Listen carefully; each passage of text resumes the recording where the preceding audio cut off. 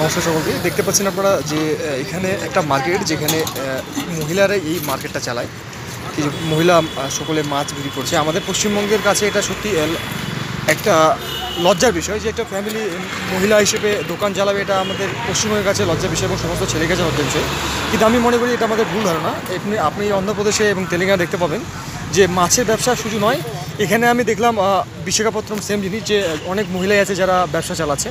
এটা সত্যি আমাদের দেশের কাছে গর্বের বিষয় এবং আমি সকলকে অনুরোধ করছি যে আপনারা এই দৃষ্টিভঙ্গিটা চেঞ্জ করুন, বিশেষ করে পশ্চিমবঙ্গের কাছে। যে মেয়ে হলে যে কোনো কিছু কাজই চাইলে করতে পারে, বাট আমরা সেই সুযোগটা বা সেই মৌকাটা দিচ্ছি না, যার জন্য সম্ভব হচ্ছে না। আমি সকলের কাছে একবার রিকোয়েস্ট করতে চাই, আপনারা দেখতে পাচ্ছেন যে তেলেঙ্গানাতে এখানে একটা সাইডে মাছের বাজার লাগছে, যেখানে মেয়েরাই সেই বাজারটা চালায়।